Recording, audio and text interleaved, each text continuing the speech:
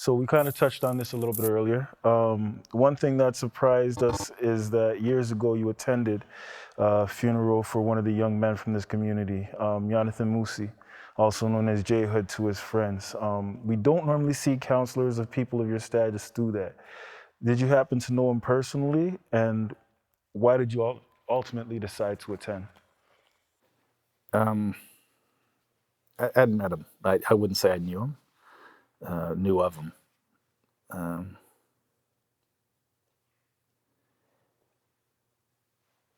look, uh, uh, I can talk about how to celebrate this community but when hearts break in this neighborhood, they break hard. They break real hard, and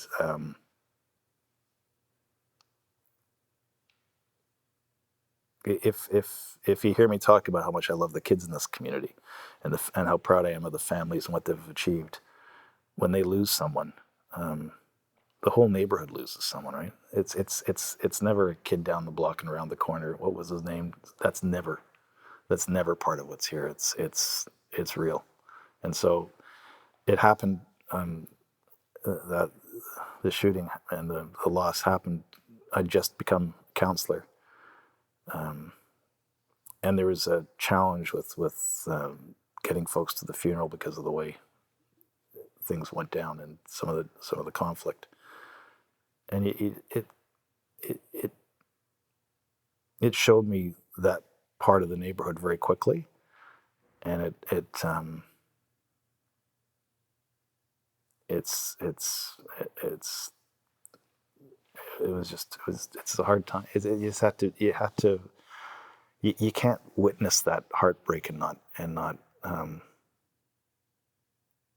be with people.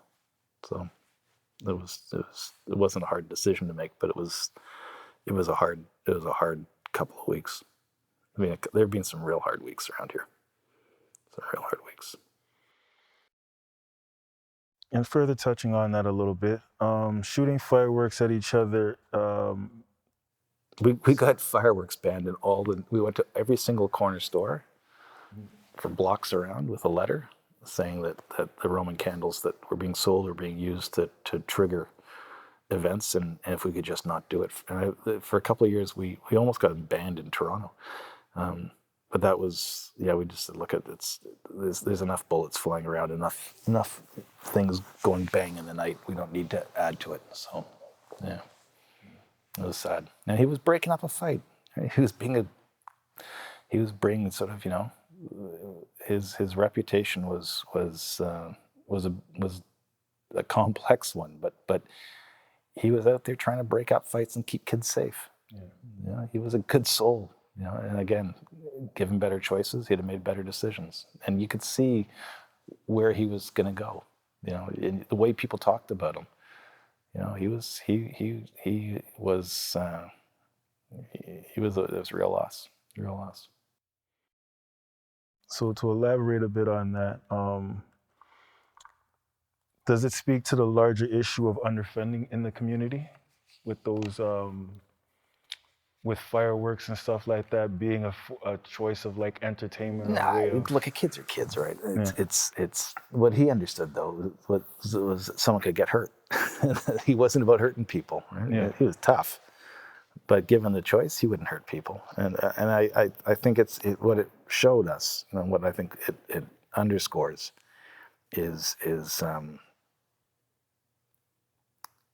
that as strong as the neighborhood is, kids are fragile, and the reason I think the families look out for each other is they know that they've lost a lot of kids in this neighborhood, and so they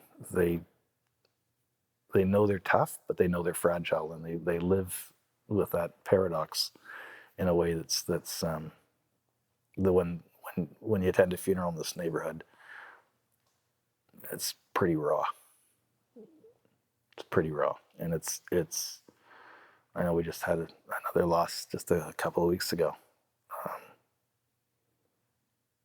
The only funeral I've been to during COVID, was a guy who saved a young kid's life.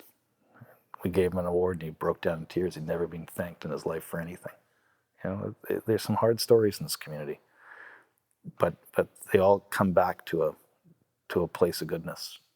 And part of the reason you have to stick with the hard times is because they bring you back to the good times. And it's